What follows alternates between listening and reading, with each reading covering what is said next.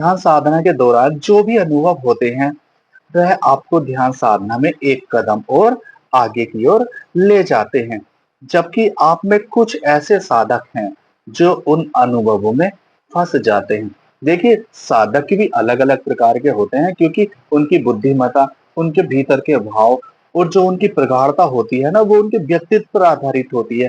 कुछ लोग तो अनुभव को पकड़ते हैं और अटक जाते हैं और कुछ लोग हैं सहज ही सुबह उन्हें अनुभव आया, शाम को उन्होंने अनुभव को भुला दिया और फिर से अपनी ध्यान साधना में लग गए। तो ऐसे साधक जो होते हैं वो बिरले ही साधक होते हैं जो कि ध्यान के अनुभवों में नहीं फँसते हैं।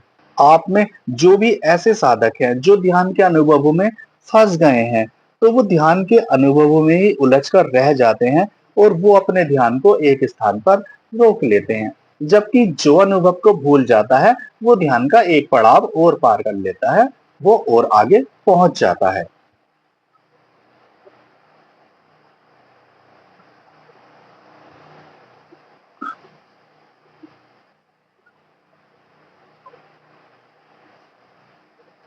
अनेक साधक ऐसे हैं जो ध्यान के अनुभवों को ही ध्यान मानकर रुक जाते हैं, जबकि वास्तविक सच्चाई लगभग-लगभग सभी जानते हैं कि ध्यान के अनुभव ध्यान नहीं है।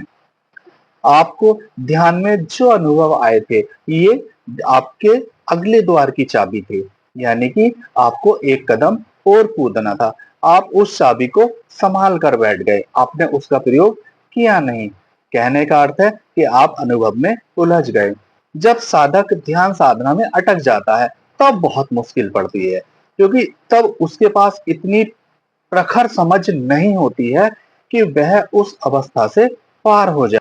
और ये एक ऐसी भी अवस्था हो सकती है कि कोई साधक इस अवस्था में ध्यान को छोड़कर चला जाए। कुछ साधक ध्यान में प्रश्नों को ही मानकर बैठ जाते हैं, उन्हें ही पकड़ कर बैठ जाते हैं। उनके लिए ध्यान मुश्किलें खड़ी करने लगता है।